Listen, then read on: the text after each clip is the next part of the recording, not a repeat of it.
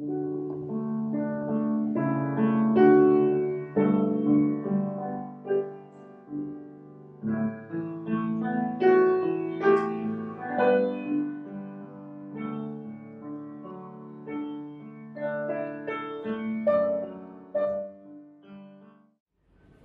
punya dua buah boneka. Satu si beruang kecil, satu big teddy bear. Halo.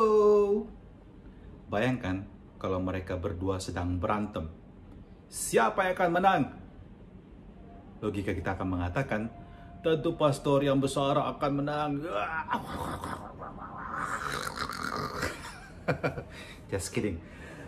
Saya teringat dengan kisah saya di masa kecil ketika itu saya masih TK. Dan saya duduk bertiga dalam satu jajaran. Dan di samping saya adalah seorang teman yang kepalanya plontos. Saya panggil dia Gondolo. Gondolo itu artinya si botak. Dan si Gondolo ini orangnya jahil sekali. Dia suka mengambil pensil saya, dia mengambil krayon saya, dia mengambil kertas saya. Dia pokoknya betul-betul mengganggu sekali. Saya nggak bisa tenang kalau duduk dekat dengan dia. Tapi juga saya tidak mau berkelahi dengan dia. Tapi saya bergelisah dan suatu saat saya katakan pada dia, awas kok, nanti saya kasih tahu mama saya. Dan persis hari itu, ketika pulang sekolah, mama menjemput saya seperti biasa. Saya berjalan bersama mama dan kebetulan dia juga lewat dan saya bilang sama mama saya, "Mak, ini misi Gondolo yang suka ganggu saya."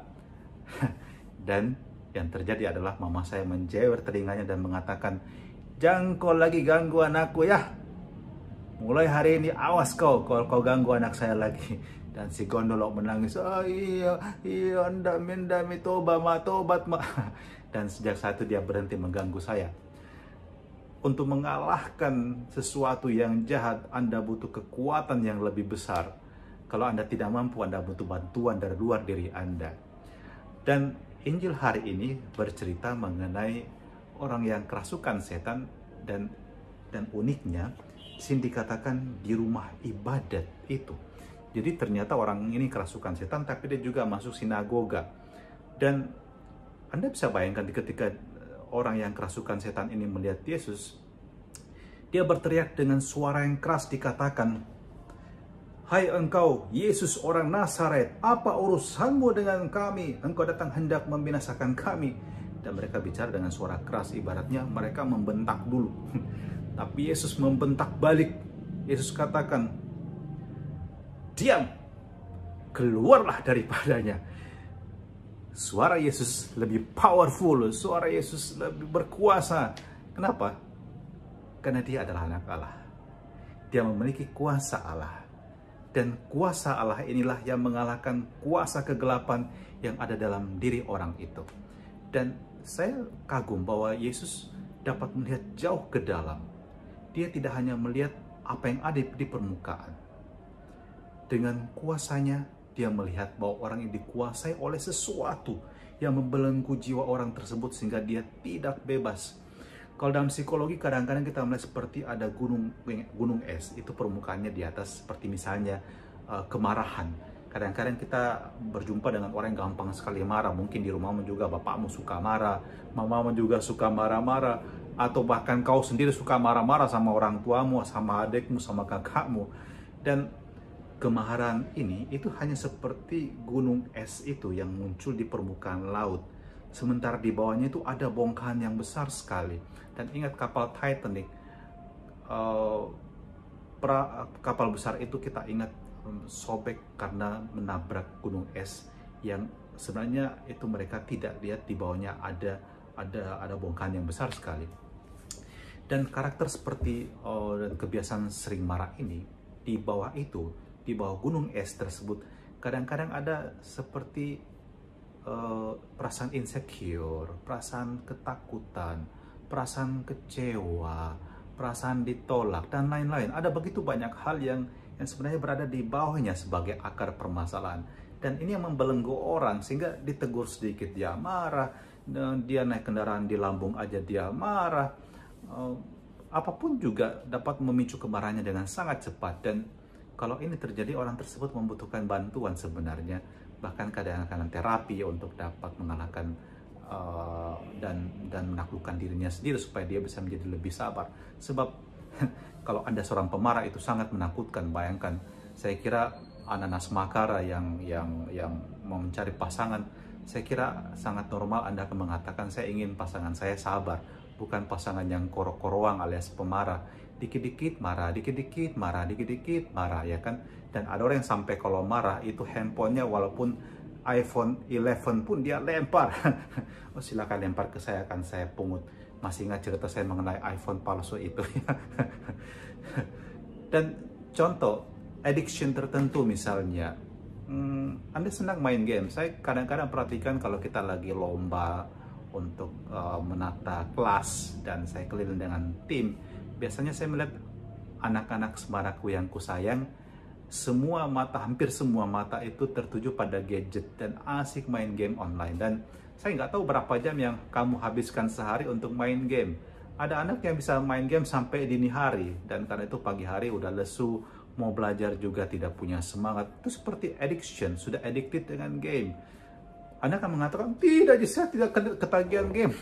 Tapi faktanya berbicara bahwa Anda susah sekali melepas game tersebut. Anda lebih sayang game Anda dibandingkan bahkan orang tua Anda. Pengalaman saya kalau memberi retret dan HP saya sita, begitu retret selesai, yang pertama-tama dicari adalah handphonenya, bukan orang tuanya dulu pertama-tama. Ya, inilah kenyataan bahwa kadang-kadang kita terbelenggu dengan sesuatu, tapi kita tidak sadar, dan ketika ditegur, kita bisa marah. Dan banyak orang tua mungkin kalau menegur kalian, kalian langsung mengatakan, ini tuh mama, papa, itu saja. Terus dia bilang, dia ulang-ulang terus. Bosan mak dengar ki. Padahal teguran orang tua ini sebenarnya untuk kebaikan kamu, supaya kamu menggunakan waktu kamu lebih maksimal dalam belajar. Addiction yang lain yang lebih parah tentu misalnya addiction terhadap pornografi atau dengan narkoba. Ini semua perlahan tapi pasti seperti racun yang akan menghancurkan hidup kalian pada suatu saat nanti. Anak-anak semaraku yang terkasih, kalian harus belajar untuk membebaskan diri kalian dari belenggu-belenggu seperti ini, kemalasan, cuek, sama sekali tidak mau peduli dengan apa yang terjadi. Bahkan di masa pandemi ini mungkin banyak juga yang cuek, terserah apa yang mau terjadi. Kalau kalian khawatir mengenai masa depan, itu pertanda bahwa kalian peduli. Kalau kalian khawatir bagaimana nanti kalian kuliah, itu berarti kalian masih peduli. Kalau kalian belajar menghemat sekarang dan tidak boros di dalam membelanjakan uang yang diberikan orang tua, itu berarti kalian peduli, dan itu tanda bahwa kalian masih punya hati yang peka. Semoga kita tidak menjadi orang yang terbelenggu seperti orang yang dikuasai oleh iblis dalam bacaan Injil Lukas kita hari ini pasal 4 ayat 31 sampai 37. Saya tidak mau berbicara mengenai iblis dalam arti bahwa itu kuasa yang kemudian harus diusir dengan eksorsisme, bukan. Tapi kadang-kadang ada belenggu-belenggu rantai yang membuat kita tidak bebas, tidak merdeka untuk menjadi diri kita sendiri. Kita tidak menjadi full dalam potensi kita, dan kita tidak berkembang maksimal. Dan karena belenggu yang ada dalam diri kita. Kunci untuk berubah adalah keterbukaan dan kerendahan hati. Dan jangan tinggikan suaramu seperti mau mengalahkan orang yang memberi nasihat padamu, tapi rendahkanlah dirimu. Dan ketika itu terjadi, ada kuasa Tuhan, kuasa sabdanya yang juga bekerja dalam diri orang tuamu, bapak ibu gurumu, wali kelasmu, konselormu, pastormu, pendetamu, kiaimu. Itu akan dapat menyapamu.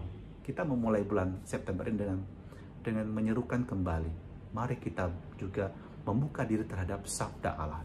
Sabda Allah dalam kitab suci kita baca, tapi juga sabda Allah yang ada dalam peristiwa kehidupan kita ini. Semua itu akan membentuk kita, dan semoga kuasa ini, sabda Allah ini bekerja luar biasa dan dapat menjadikan kita sebagai manusia yang merdeka, bebas dari belenggu yang menghalangi kita bertumbuh secara maksimum. Dan kita dapat mengatakan, alangkah luar biasanya perkataan ini. Dengan penuh wibawa dan kuasa, ia memberikan perintah sehingga bahkan roh jahat pun, bahkan belenggu dalam diri kita pun dibebaskan. Mari kita berdoa. Bapa Maha Baik, kami bersyukur untuk sabdamu hari ini, dan semoga sabdamu sendiri juga membebaskan kami dari begitu banyak hal yang membelenggu diri kami. sehingga kami tersiksa, kami merasa tidak lepas bebas dalam hidup ini. Kami merasa kadang-kadang rendah diri, kami merasa dipenuhi ketakutan dan kecemasan. Kami kadang-kadang dipenuhi dengan rasa kemalasan dan tidak peduli sama sekali. Tuhan, bebaskan kami dan berikan kepada kami selalu sabda kehidupan-Mu setiap saat, setiap hari, di dalam kitab suci, di dalam sabda kehidupan melalui orang tua kami, saudara-saudara kami, guru-guru kami, suster kepala sekolah, dan juga siapapun yang menyapa kami sebagai bagian dari sabda-Mu yang hidup. Dan turunkanlah berkat yang maha kuasa atas suster kepala sekolah, atas Bapak Ibu guru, para staf pegawai, orang tua kami yang terkasih, dan juga saudara-saudara kami, dalam nama Bapa dan Putra dan Roh Kudus. Amin. Selamat pagi Semakara, Tuhan memberkati kita semua. Dan ingat, bulan September, bulan kitab suci, mulailah mendalami, membaca sabda Allah, meresapkannya setiap hari, dan temukan kekuatan di dalamnya. Tole et lege, ambillah dan bacalah.